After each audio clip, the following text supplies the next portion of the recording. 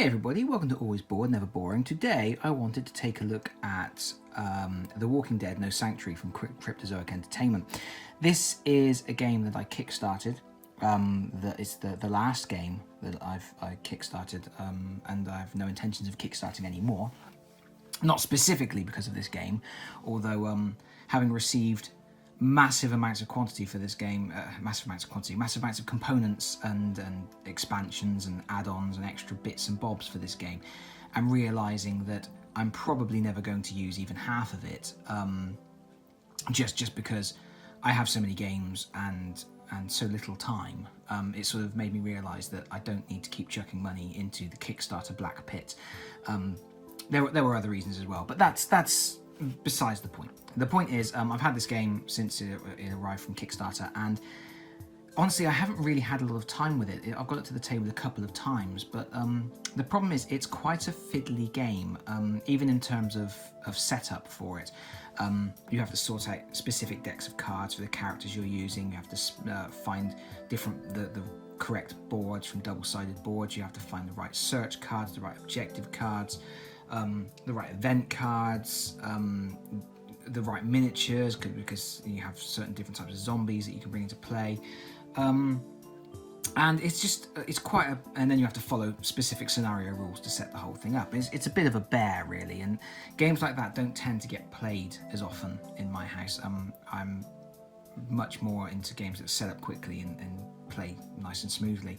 This is a little bit not complicated, but on the fiddly side in terms of sorting out tokens and moving cards and shuffling bits and bobs around. So it hasn't really got to the table that much, but I wanted to do some coverage on it, and as it's just me, myself and I here, I thought that I would have a go at the solo scenario that came with the Kickstarter, Better Angels. This is a spoiler warning here. This scenario is based on a specific moment from near the end of Season 2 of The Walking Dead. So if you haven't seen to the end of Season 2 of Walking Dead, I'm sure there must be some people in the world somewhere who haven't, but if you haven't seen that and you're intending to, I would recommend not watching any further, because this will give away something that happens in the show. Right, let's give it a second. Give everyone a second. I'm actually waiting for people to switch off the video. Wow. Yeah, okay, let's assume they've gone. Right, so, yeah, this is a scenario. It's actually a two-player scenario, but it has solo variant rules. So I am playing the official solo variant of a two-player scenario from a game that's actually for 1 to 4 players. So that's not confusing at all. So yeah, I'm going to be using the solo rules to basically recreate the scene from the end of Season 2 where Shane lures Rick out into the wilderness with the intention of being a bad man. So this scenario will actually recreate that moment. Rick and Shane will fight, and they will fight to the death. If Rick dies, it's game over for Rick. And if Shane dies, he will come back as a walker. Shane the Walker, there he is. And then he will need to be killed again. Now, as I've already said, in a little bit too much detail really, the game's quite fiddly to set up, so I've already set up everything, and I didn't think it would make very good film. So we're already set up. We've got Rick on the board with Shane. That's a special gas mask zombie. There are some other zombies loitering around the board. And there are 3 search cards. One of these search cards is Shane's shotgun, which he has hidden prior to the beginning of the scenario. And his intention, his AI, will largely involve trying to get to those search decks and finding his shotgun so that he can do unpleasant things to Rick. Rick is going to attempt to stop him whilst not getting munched on by zombies. And that's pretty much what's going to be happening. I've got a scenario sheet set up which has the phases that you go through. So the first objective will be to kill Shane, and then the second objective is to kill Walker Shane. And if you get through those 2 objectives, then you win the solo scenario. And that's it. So that's setup. I don't want to go into the specific details of how the setup was achieved, just because it's not very exciting and it's a bit fiddly. It takes a long time. So we're going to go straight into turn 1 of the game, and there are specific rules for this being a solo experience. I should reiterate, this is fair warning.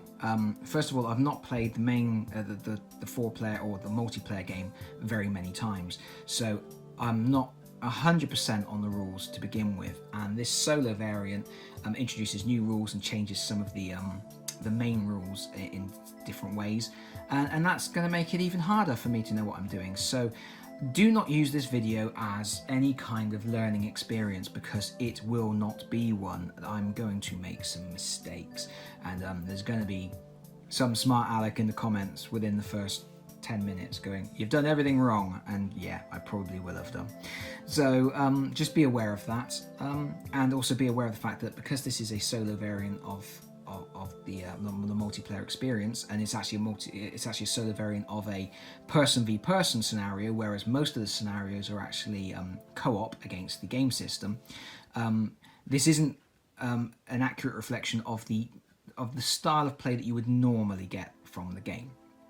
I just thought it'd be fun. I mean, if people are interested, I might do a regular cooperative scenario later on, but like I say, it's just me, myself and I here at the moment, and I thought the best thing to do would be to set up something solo. So that's what I'm going to do, and in fact that is what I've done, and I've wittered on far too long. I'm going to start playing.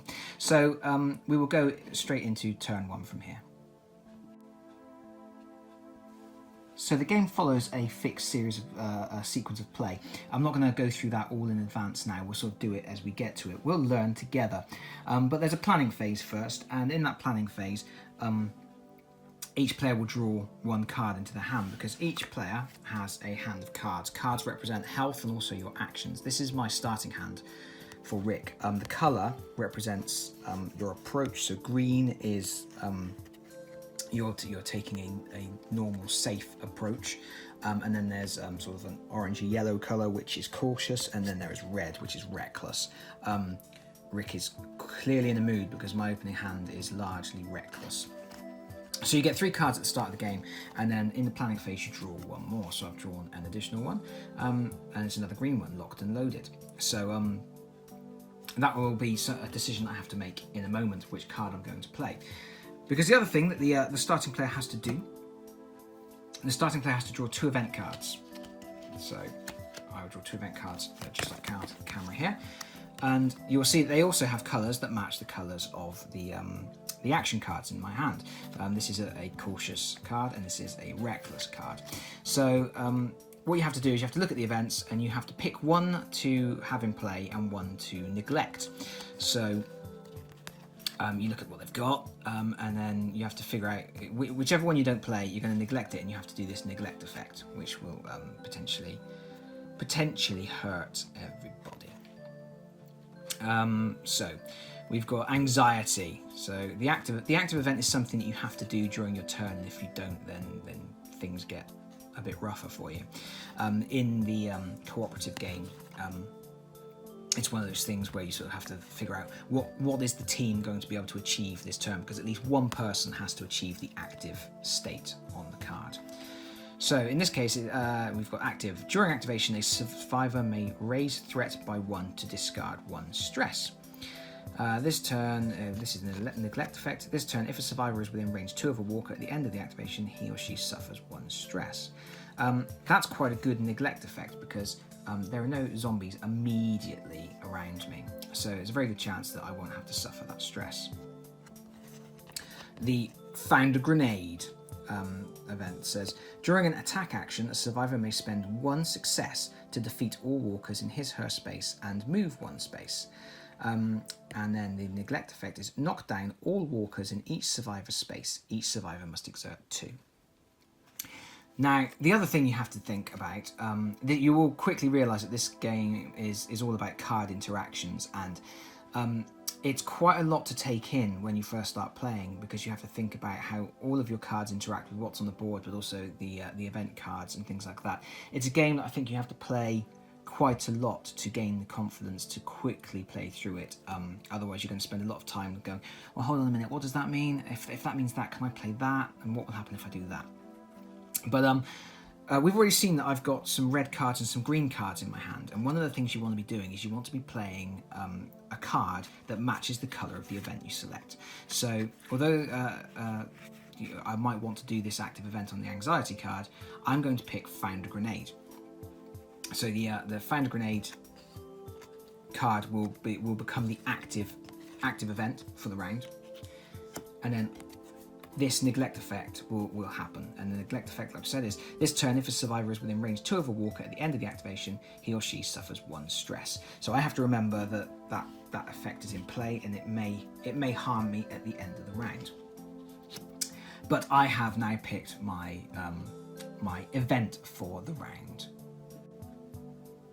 So in the cooperative game, in this particular instance, I've selected a red approach, a reckless approach. So what would happen is, if on my turn I don't play a red card, I would have to discard 1 trust token, because in the cooperative game, what I've done is I've basically said, do as I say, not as I do. So I've basically gone, okay, everybody be reckless, and then I've gone and done something cautious. Or even safe. And so everybody's going to look at me and go, well, hold on a minute, why is he telling me to do that? So it's quite a neat little mechanism for representing how people interact in a group, and how people trust each other, and how people give their orders, without having the social element of a game like Avalon or something like that. So it's kind of like mechanizing social interactions. So that's what would happen if I played a red card, if I played a card other than a red card, sorry. If anybody else in the group played a colour other than red, then I would suffer stress, because that would represent me saying, okay, do something, and everybody else going, nah mate, not interested. But as this is a solo game, I only have to worry about whether I'm compliant with my own ends. So if I have to play a defiant card, which would in this case be yellow or green, I would suffer just stress. But in this case, that is not what I'm going to do, because it is now the survivor phase, where I have to play a survivor card and then take my actions. So that's what I'm going to do. So I'm going to look at my little cards here. I've already shown them to you. And I'm within range of Shane at the moment, so I've already had a little look at these cards. I want to play a red card because I don't want to start gaining stress just yet, because stress is a problem for when you're doing actions throughout the game. So I'm going to do Warning Shot. Here's a nice picture of Rick. It's the same picture on every card, by the way.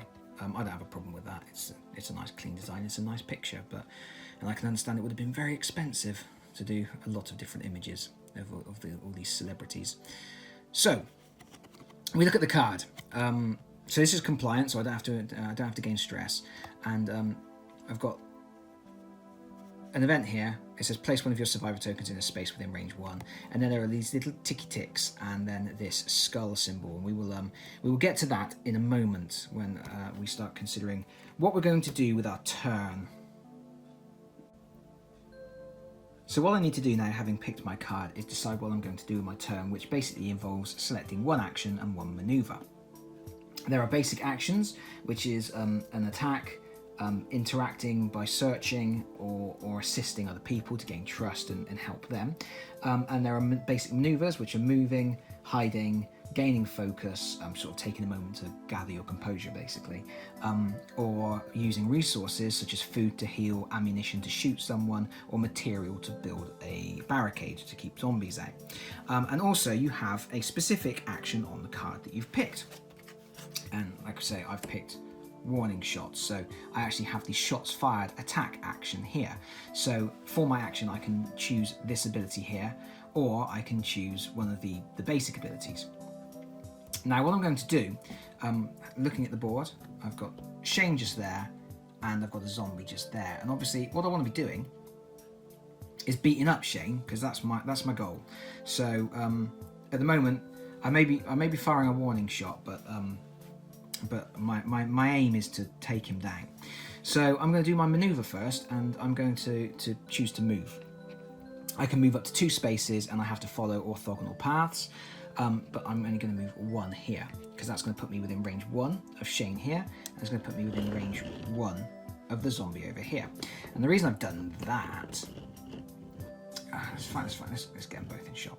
The reason I've done that is because I've got this warning shot ability where I'm going to take an attack action and I will immediately get to do the white portion of the text, and then for each success I roll, I am going to be able to gain some additional benefits, and I'm hoping I'm going to be able to put some damage onto Shane and also some maybe even take that walker out as well. That's the plan. So I'm going to do an attack action, and this is something that it's one of those things about the game that I don't really like. Up here, that's actually a coordinate symbol. This is not a coordinate card, it's an attack card. So when you're actually using the action on this card, you are using an attack. And the symbol for an attack is a clenched fist. But it has a coordinate symbol at the top, and the reason it has a coordinate symbol is because you can actually exert to gain additional benefits. But in this case, if you've played this card, you will get the additional benefit of exerting when you're doing a coordinate action. So when you're not doing the action on this card. And that's just confusing. Trying to teach this to a new group the other week. Yeah, it's a little bit confusing because you're sort of saying, okay, well, this is an attack card, but it's actually giving you a benefit if you do a coordinate action, and you can only do one of the basic coordinate actions because you've selected an attack card. It's confusing. I'm not keen on that level of sort of granular interactions on cards where it breaks down to the nth degree. But anyway, I digress. I'm going to do an attack action, so I have to look on my character card, which is just off camera this way, that way, and it says that Rick has 2 dice when performing an attack action. So I will actually get to roll 2 dice when I do this attack action, and I will be looking for successes. Furthermore, like I said, I get to do the section in the white box for free. It says place 1 of your survivor tokens in a space within range 1. So I've got this little pool of survivor tokens. It says a 2 on it because I picked to put the blue ring on Rick's base, but I'm actually player 1 because I'm the only player. But I'm going to put that on Shane's space because the tokens are a way of inflicting damage on Shane during this scenario. So that's what I want to be doing. So I get to do that for free as a free action, and then I get to do some dice rolling. So if I'm going to put my handy dandy dice roller just here in shot. Okay, so like I say, I get 2 dice when I am interacting in an attack action. So I create my dice pool, and so I've got my 2 white dice. This game uses a mechanism which is quite similar to another game by the same designers, and that is the Warhammer adventure card game, which is just being re-released as Heroes of Terranoth by Fantasy Flight Games, in that you roll white dice which have good things on them, and then sometimes you have to add black dice. These are stress dice, and you have to add 1 black dice for every stress token on your board and 1 black dice for each zombie in your if there is at least 1 zombie in your space. Sorry, I don't have any zombies in my space. I don't have any stress tokens at the moment because I've only just started, so I will be rolling just these 2 white dice. I've rolled a blood token, a blood symbol, and a success. Now, the blood is an exert, and what that means is that I can actually turn that into another success. But if I do that, I have to discard either a card from my hand or a card from my deck. And your cards are also your life in this game. If you ever get to a situation where you need to discard a card and you don't have any cards left, you die, and that's the end of the game. So at this stage in the game, I don't really want to be discarding cards. If I had been doing a coordinate action, because my card has this little coordinate bonus at the top here, then I wouldn't have had to have discarded a card. But in this case, I do because I'm attacking. However, I did get 1 tickety-boo, which means I get 1 success, which is good. So I have to now look at my card, and I can pick to do 1 thing for each tick. I can do either this thing or this thing, and if I've rolled multiple ticks, then I can do the same thing multiple times, or do each one once, or whatever. Skulls are what happens if you roll a skull on the black dice, but I didn't roll any black dice, so that's okay. Now we can see here, for one tick, I can basically say if Shane is in a space with at least one of my survivor tokens, he must exert one and is knocked down. Or I can defeat one walker within range 2. Looking at the board, I have a zombie here within range 2, and I also have Shane here. Now, if I'd have rolled 2 ticks, which is what I was really hoping for, I would have been able to have killed the zombie and also knocked down Shane. But in this case, I'm going to focus on the task in hand, which is beating up Shane. So I will get to knock him down, which means I get to put him on the side, and he has to exert. Now, because he doesn't have a deck of cards, he just has to take an exert token. So he takes one of these, which says exert on the back, it's a little blood drop, and that will actually go to one side, and if at any point he has 3 of those, then he is defeated and will zombify. So that's not a bad start for me. I've knocked down Shane, I've shown him who's boss, but unfortunately I wasn't able to kill that zombie. So that ends my activation. Because we're playing the solo variant, Shane doesn't get a standard activation the same way that I do. He will actually activate during the event phase, which just so happens to be the next phase. We have a little chart, which I may not be able to get in camera, but it basically shows what Shane will do based on what event colour I selected at the start of the round. I selected the red card, so that means that Shane will move into my space and try and get me to exert. However, I knocked him down, so that in all that he will do on his turn is stand up again. We then need to resolve the event card. I didn't get to put a token on my space because I needed to spend an extra success that I didn't have to defeat all the walkers in my space and move one space. I wasn't able to do that. I didn't get to put my token on there, and that means I will actually suffer 1 stress, which is not a good thing. So yeah, I'm already getting stressed. Sorry, I'm just ruffling off camera because I realised that my tokens were still in a baggie. There it is. I get one of these. I get a stress token. And that will mean next time that I'm doing an activity, I have to roll a black dice for this stress token. That's not good. Not keen on that at all. But that actually ends the event phase, and then we will go into the walker phase. Walkers will be using a very basic AI to move around the board, and they do it in a specific order. First of all, we would reanimate any corpses on the board, but there are no corpses on the board, so we go straight on to the activation step. And in this step, you first activate zombies that are in a space with a survivor, because they have a little munch on them, and then you move everybody else. So zombies move 1 space, and they move towards the survivors. To the best of my understanding, Shane does count as a survivor in this mission. So the zombies are going to be moving towards the closest survivor to them, and they can only move orthogonally. And there's a set of map cards, which is just off camera. They look like this. They're used to randomise the location of new things. I use them at the start of the game to randomise the positions of the search cards on the board.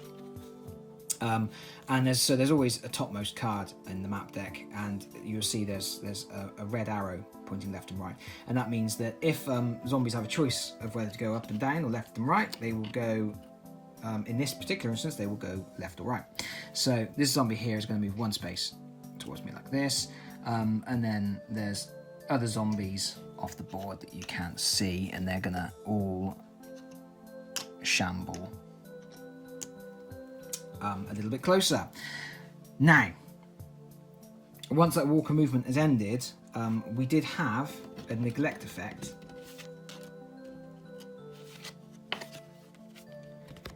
which said, this turn, if a survivor is within range 2 of a walker at the end of the activation, he or she suffers 1 stress.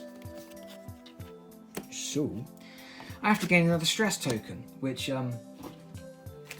isn't ideal, because you don't want to be getting too stressed out in this game, because bad things happen once you start rolling those black dice. But at least no zombies reached me. No zombies got to munch on me.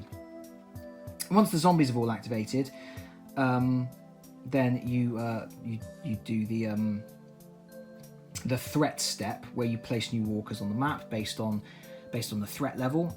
There are no zombies to place because the threat level hasn't gone up at all. And that means we then go to the objective phase. I haven't achieved any of my objectives, and that ends the round. So that's it. We will now go through the whole process over again. That's the basic flow of the turn. We're going to hopefully try and adapt through it a little bit quicker now, and I'll just sort of explain things as they happen, I guess.